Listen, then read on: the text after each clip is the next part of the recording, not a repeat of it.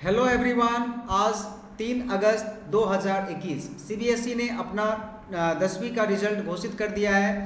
The result has been declared by CBSE of class 10 board exam.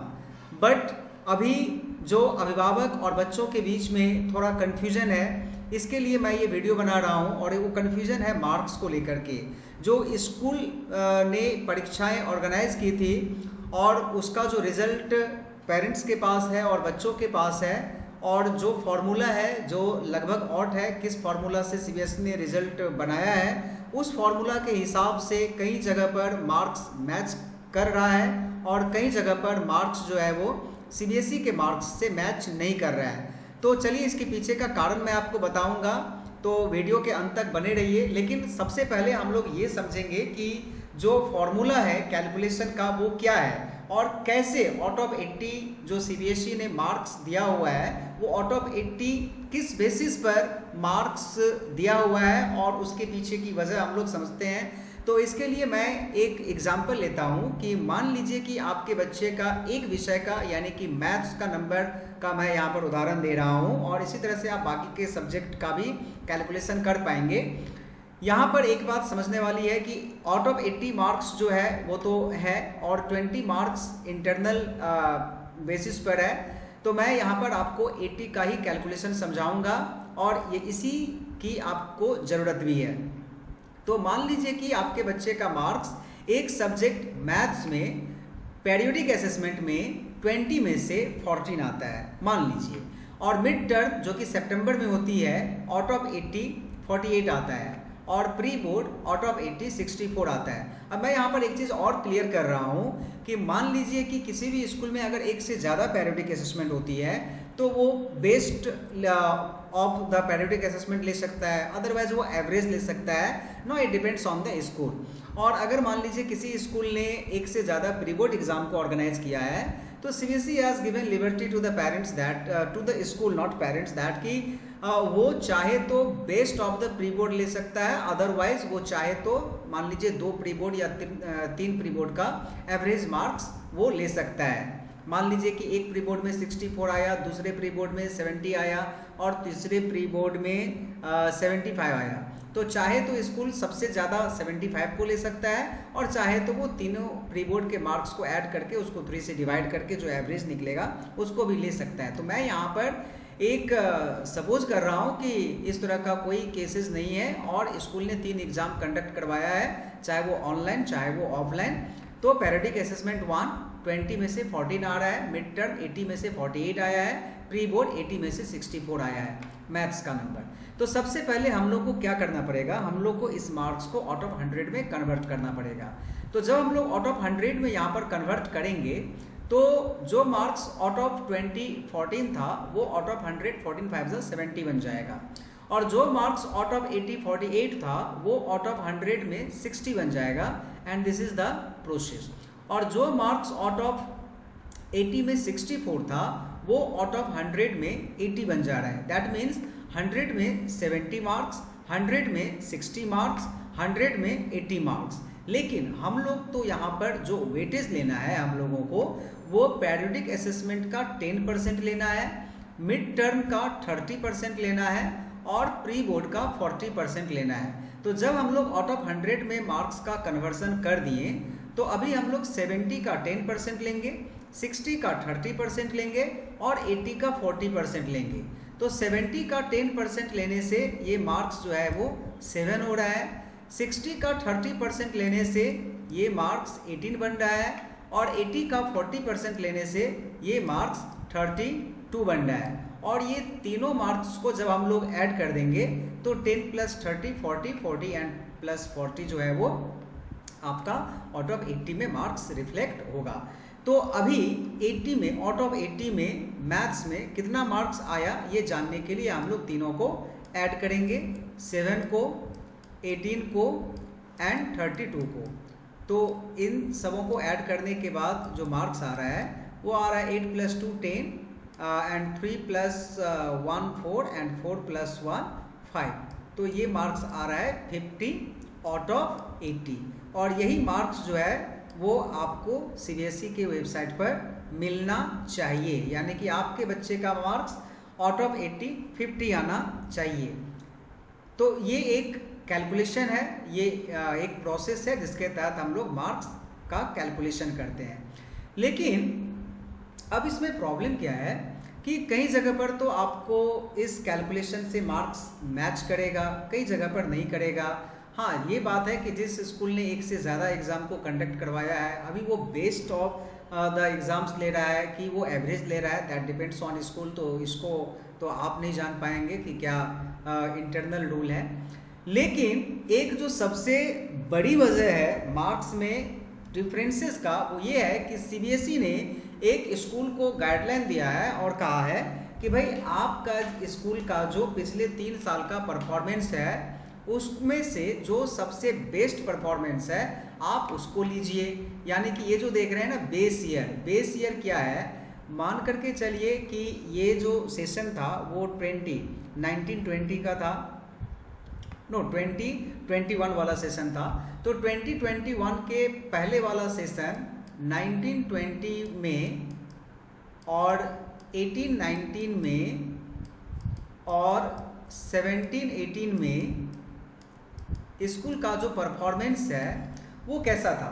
तो 19 to 20 में मान लीजिए कि उस स्कूल में 100 बच्चे होते हैं और 100 बच्चों का जो 5 सब्जेक्ट है ना, मैथ्स, इंग्लिश, सोशल साइंस और 2 लैंग्वेज, इनका टोटल मार्क्स 100 बच्चे का जो 5 सब्जेक्ट का टोटल मार्क्स है उसको ऐड करके और फिर उसको 5 से डिवाइड करके average marks.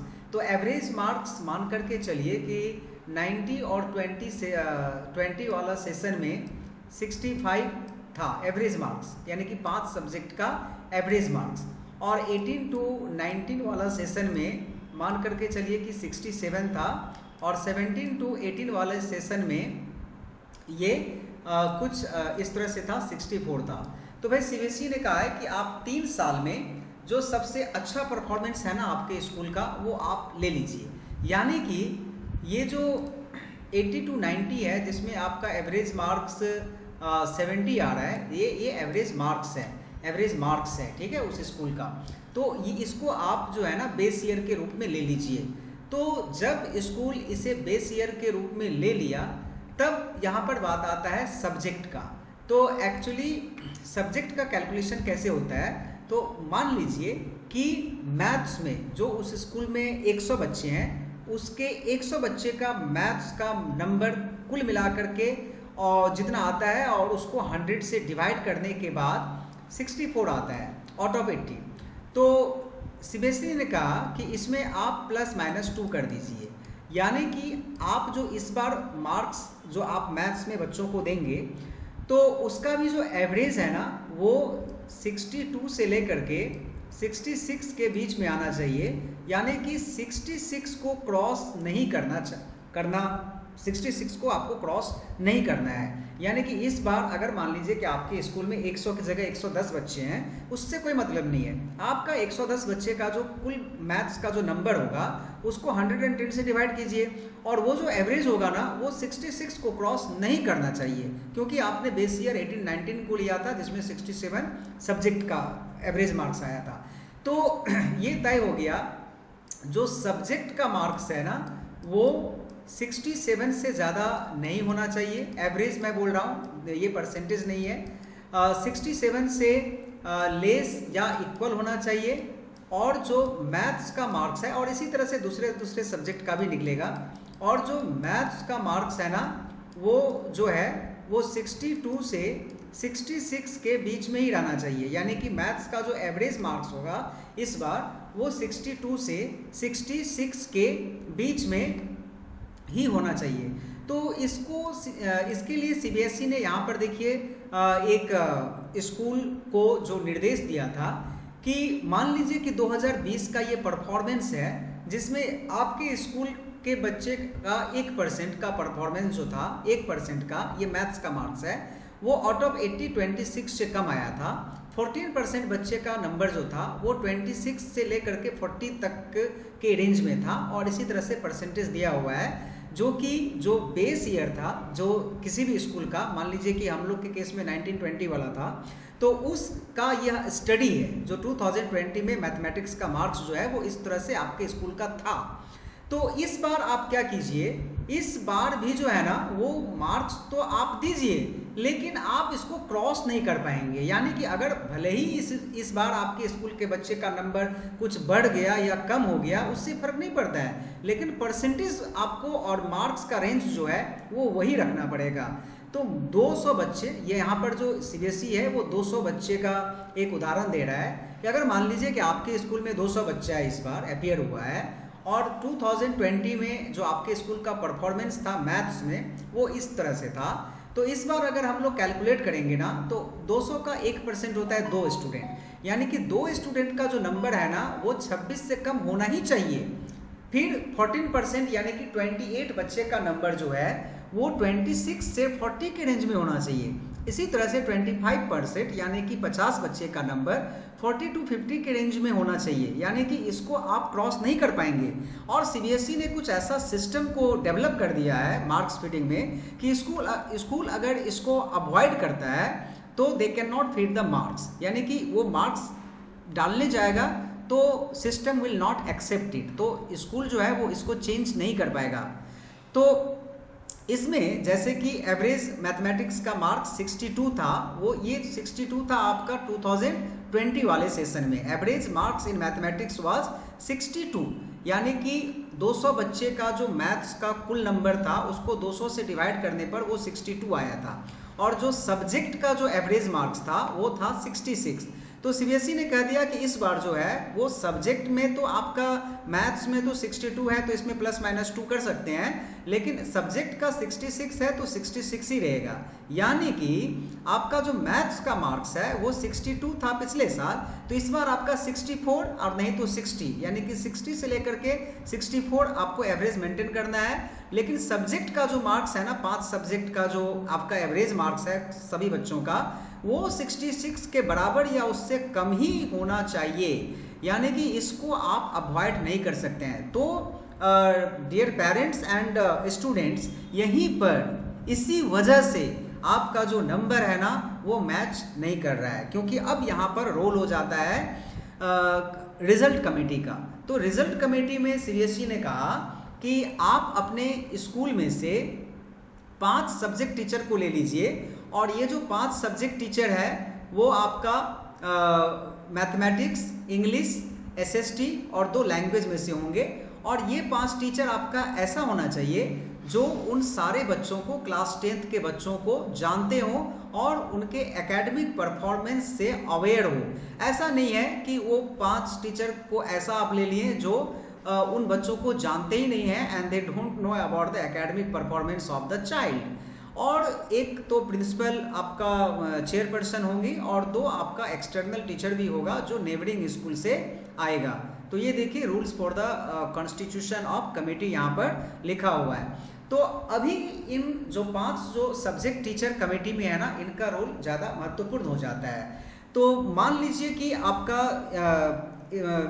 Marks feeding start हो गया और इसमें देखा गया कि हम इस बेसिस पर जो मार्क्स आपके पास है पीरियोडिक असेसमेंट, मिड टर्म का और प्री बोर्ड का मार्क्स, इस बेसिस पर अगर मैं मार्क्स फीड कर रहा हूं तो सीबीएसई ने जो गाइडलाइन दिया है और जो उसने बेस ईयर वाले मार्क्स को जो सिस्टम में फिट कर दिया है उसको क्रॉस कर रहा है और school is not able to feed the number.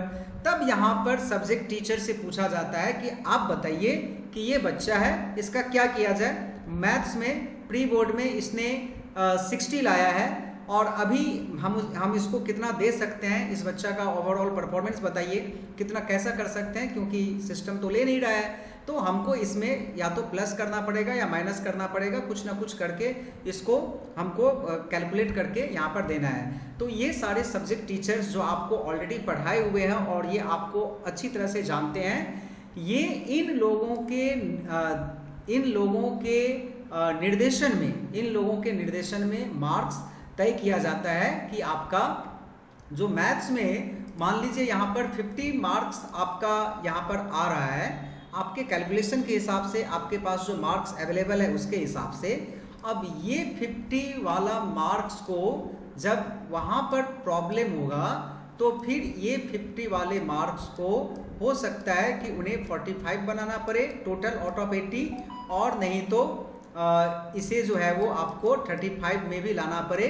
और ऐसा करने के लिए उन्हें कहाँ से करना पड़ेगा, उन्हें इन सब डाटा के साथ उनको चेंज करना पड़ेगा। यानी कि ये जो आउट ऑफ 80 64 आपका यहाँ पे रिफ्लेक्ट हुआ है, या मिड टर्म में आउट ऑफ 80 48 रिफ्लेक्ट कर रहा है यहाँ पर, तो इन सब डेटा के साथ थोड़ा सा छेड़छाड़ करके जो कि करना ही पड़ेगा, there is no any other option. और ये सारी परीक्षाएं ऑनलाइन हुई थी, ठीक है, तो ऐसा सीबीएसई का ही गाइडलाइन है, तो उसे करना ही पड़ेगा, school is born to do that. तो ऐसा करके ये जो मार्क्स है ये 35 या 45 के रेंज में आपका मार्क्स वहाँ पर रिफ्लेक्ट कर रहा है। और यही सबसे बड़ी वजह है कि आपका जो नंबर है वो आपके पास जो नंबर अवेलेबल है उसके साथ मैच नहीं करता है। यहाँ पर एक बात मैं और साफ कर देना चाहता हूँ कि सीबीएसई ने ऐसा भी स्कूल को निर्देश दिया है कि आप जब मार्क्स फिट करेंगे तो आप पूरे अलर्ट रहेंगे और केयरफुली आप मार्क्स को फिट करेंगे। बाद में ऐसा ना हो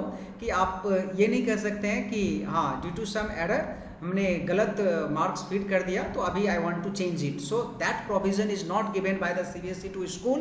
तो ये मार्क्स तो चेंज होगा नहीं, तो फिर स्टूडेंट के पास या पेरेंट्स के पास क्या विकल्प रह जाता है, उनके पास यह विकल्प रह जाता है कि they can go for the offline exam, they can go for the offline exam. जब सिचुएशन नॉर्मलाइज होगी तब वो लोग ऑफलाइन एग्जाम दे करके अपने रिजल्ट को अपने मन मुताबिक कर सकते हैं, अदरवाइज उनको इसी रिजल्ट से संतुष्ट रहना पड़ेगा।